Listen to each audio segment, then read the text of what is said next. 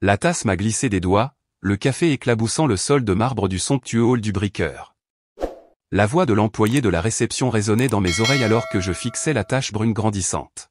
« Mademoiselle Walker, je vous prie de m'excuser, mais je ne trouve pas votre réservation. Je vois des réservations pour les membres de votre famille, mais rien sous votre nom. » Derrière moi, le claquement sec de talons de créateur s'est fait entendre. La voix de ma sœur, Catherine, s'est portée délibérément à travers le grand espace, chaque mot calculé pour attirer l'attention des clients proches. « Oh, Hélène, tu es enfin là. » Sa voix dégoulinait de sarcasme alors qu'elle ajustait son sac Hermès Birkin. « Comme c'est étrange qu'il n'y ait pas de réservation pour toi », elle s'est approchée, son sourire victorieux s'élargissant alors que d'autres clients commençaient à la fixer. « En fait, a-t-elle poursuivi, je n'ai fait des réservations que pour notre vraie famille.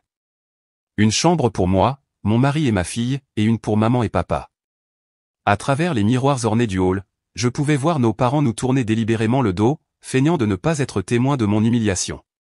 La robe théorie à $3200, que j'avais soigneusement choisie pour notre dîner de Thanksgiving, me donnait soudain l'impression d'un costume que je n'avais aucun droit de porter. Je m'appelle Hélène Walker. J'ai 33 ans et je suis directrice de recherche pharmaceutique. Voici l'histoire de la façon dont j'ai fait en sorte que ma famille voie enfin les conséquences de ses actions.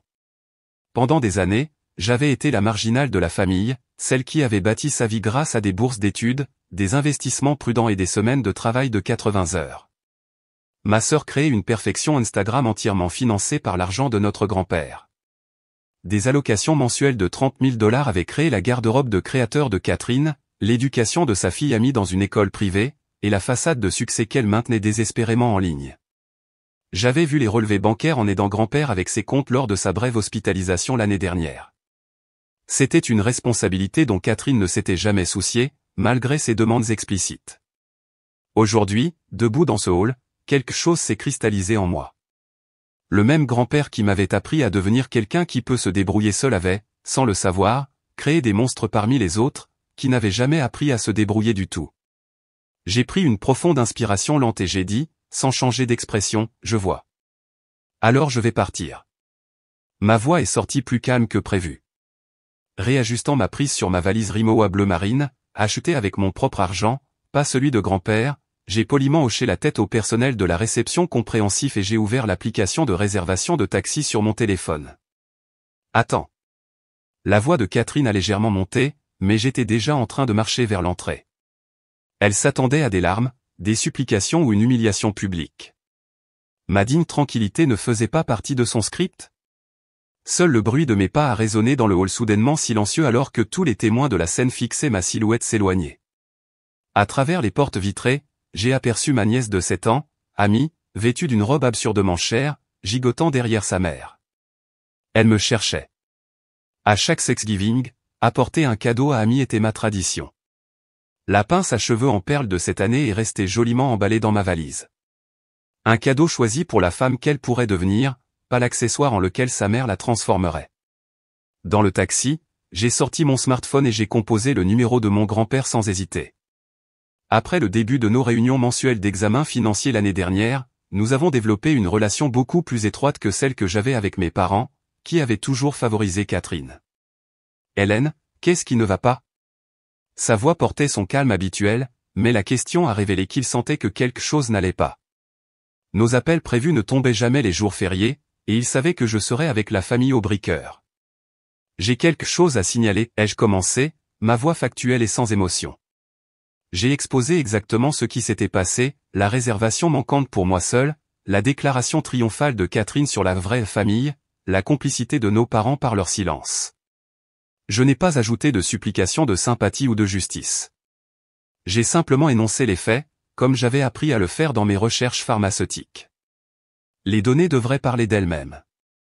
De l'autre côté, je pouvais entendre sa respiration devenir légèrement plus rauque, la seule indication de sa colère étroitement contenue. Je comprends. Je vais m'en occuper à partir d'ici, a-t-il dit, sa voix basse et lourde. Ce qui s'est passé ensuite s'est déroulé avec la précision d'un essai clinique. Dans les 15 minutes, mon téléphone a explosé de notifications, 10 appels manqués de Catherine, des messages vocaux de plus en plus hystériques, et un flot de messages textes. Grand-père avait clairement mis à exécution son plan de secours souvent énoncé, un plan qu'il avait partagé avec moi lors de nos réunions financières mais qu'il n'avait jamais eu besoin d'exécuter jusqu'à présent. Hélène, Ami veut te voir. Elle attendait avec impatience notre Thanksgiving annuel. Mes amis viennent dîner ce soir. J'avais prévu de poster notre parfait Thanksgiving en famille sur Instagram. Sais-tu à quel point cette situation est embarrassante? De mes parents, des courriels ont commencé à arriver. Nous aurions pu ajouter une autre chambre, mais comme l'a dit Catherine, nous donnons la priorité à la vraie famille. Tu es indépendante maintenant, n'est-ce pas? Si tu peux te le permettre, pourquoi ne pas prendre une autre chambre? Avec ton salaire, cela ne devrait pas être un gros problème. Pourquoi es-tu si émotive? Catherine a une famille, un mari et un enfant. Tu comprends, n'est-ce pas? Ne peux-tu pas simplement le supporter tranquillement pour Thanksgiving? Ça a toujours été ton problème, ne penser qu'à toi-même, ne jamais considérer la famille. Chaque message serrait ma poitrine. Mais c'était des blessures familières, la même discrimination à laquelle j'avais été confronté depuis l'enfance. Leurs mots révélaient non pas mes échecs, mais les leurs. Alors que mon avion à destination de Chicago montait à travers les nuages, un nouveau courriel est arrivé de grand-père, incluant tous les membres de la famille comme destinataires. Ce qui suit est ma décision finale, a annoncé. Le courriel a commencé dans le style dignifié caractéristique de grand-père. Aujourd'hui, lors de Thanksgiving, un incident s'est produit qui a gravement endommagé la dignité de notre famille. Le traitement cruel d'Hélène est une atteinte au nom de la famille Walker et ne peut être toléré en aucune circonstance. Avec effet immédiat, je gèle tout soutien financier à George, Margaret et Catherine. Je dois vous rappeler que vos modes de vie luxueux dépendent entièrement de mon soutien. Ceux qui ont perdu de vue l'essence de la famille, noyés dans la vanité et la prétention, ne peuvent plus prétendre à un tel privilège. Avant même que je n'ai fini de lire, mon téléphone s'est allumé avec les appels entrants de Catherine. Sa panique était évidente à la fréquence. 5 appels en 2 minutes. Hélène, s'il te plaît, réponds au téléphone. Convainc grand-père, suppliait sa messagerie vocale. Sans les 30 000 $ mensuels de grand-père, la vie soigneusement construite de Catherine imploserait. L'hypothèque de sa maison d'exposition, les voitures de luxe, l'école privée exclusive d'amis, tout cela structuré autour d'argent qu'elle n'avait pas gagné. De mes parents, une détresse similaire s'est manifestée. Hélène, il s'agit de notre retraite. Pourrais-tu s'il te plaît parler à ton grand-père? L'acompte de 150 000 $ pour notre maison de retraite de luxe sera perdu. Nos subventions d'assurance médicale s'arrêteront.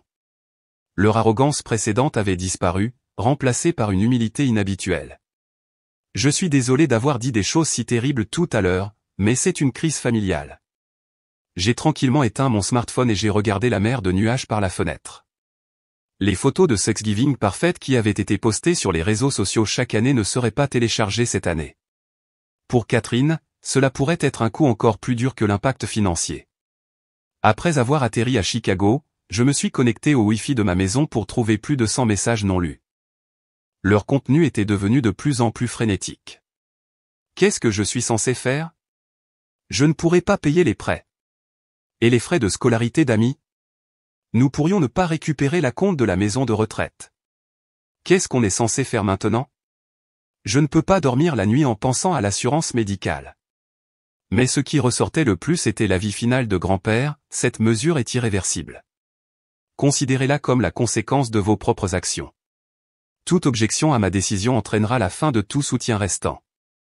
J'ai calmement lu les messages entrants. Leur ton autrefois arrogant s'était complètement transformé en supplication désespérée. Jamais auparavant la véritable nature de chaque membre de la famille n'avait été aussi clairement révélée. Posant mon smartphone, j'ai préparé du thé dans ma cuisine. À ce moment-là, j'aurais normalement savouré le luxueux dîner de Thanksgiving de l'hôtel, un plat spécial valant 200 $ par personne. La pensée m'a fait légèrement sourire. Chaque année, la famille de ma sœur avait posté des photos de ce dîner somptueux sur les réseaux sociaux. Pourtant, en réalité, ils avaient eu du mal à effectuer les paiements mensuels par carte de crédit. Un nouvel appel est arrivé, cette fois du mari de Catherine. Mêlé à la panique et à la confusion, il y avait des mots critiquant les habitudes de dépenses de sa femme. Il semblait que des fissures apparaissaient dans leur mariage alors que la réalité s'installait.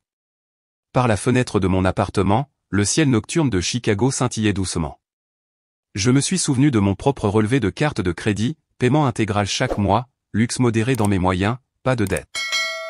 Le dicton préféré de grand-père m'est revenu, la vanité est pour les autres.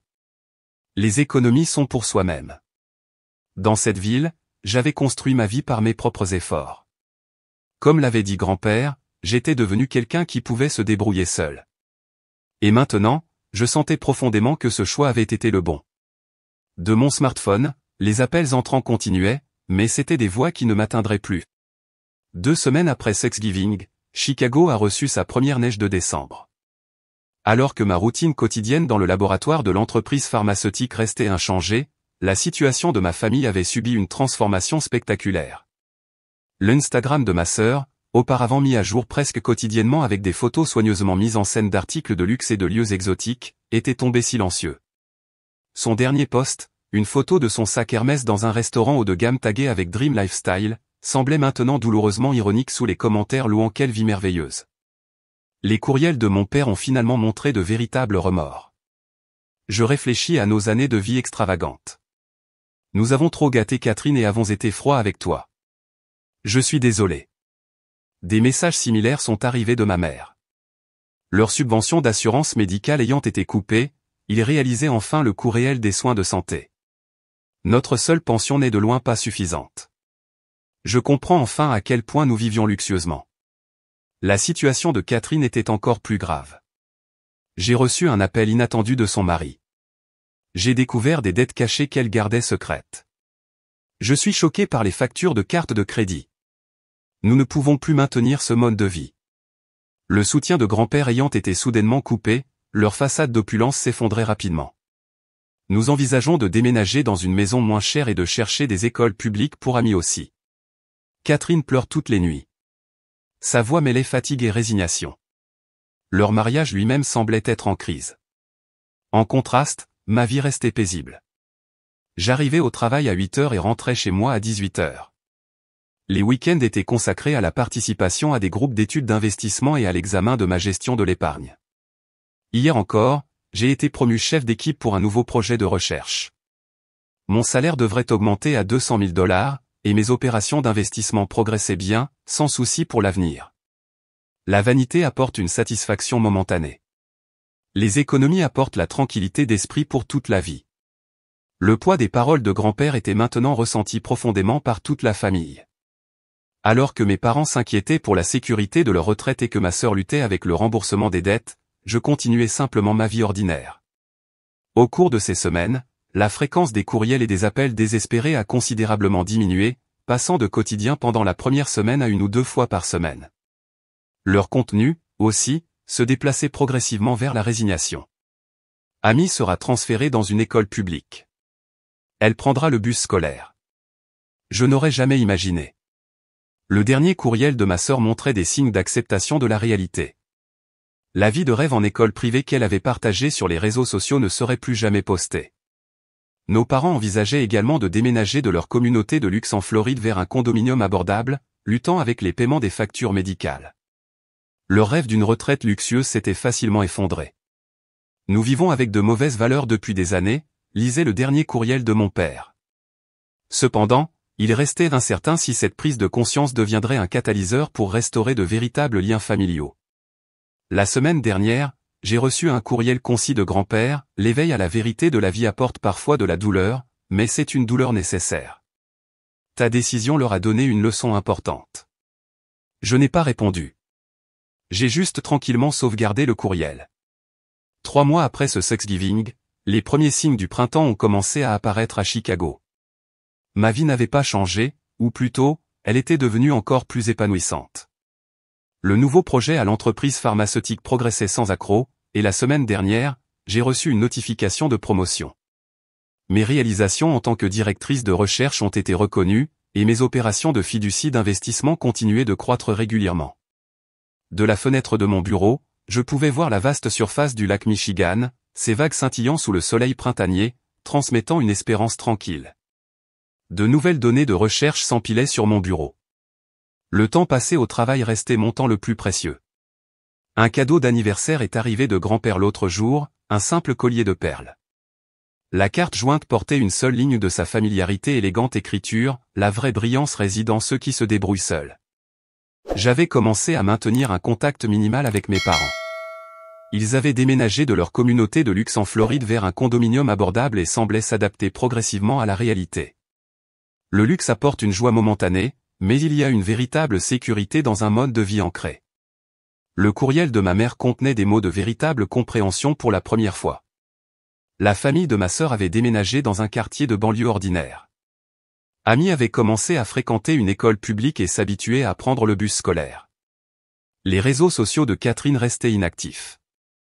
Comme tout cela semble vide maintenant, poster juste pour les apparences. De tels mots sont apparus dans un rare courriel de ma sœur. Des jours passés à lutter avec les paiements de cartes de crédit. Leur mariage était toujours tendu, mais au moins, ils ne se détournaient plus de la réalité. Dans le tiroir de mon bureau, la pince à cheveux en perles que j'avais préparée comme cadeau pour Amy restait joliment emballée. Un jour, quand elle réalisera la vraie valeur, quand elle comprendra l'importance de se débrouiller seule plutôt que de compter les likes sur les réseaux sociaux, ce sera peut-être le bon moment pour lui donner cette pince. La semaine dernière, j'ai reçu un message d'Amy, envoyé depuis le téléphone de sa mère. C'était simple, tante Hélène, quand pourrais-je te revoir? J'ai regardé le message pendant longtemps. Peut-être que la douleur nécessaire avait commencé à guérir quelque chose de plus important que les apparences. J'ai répondu par message, bientôt.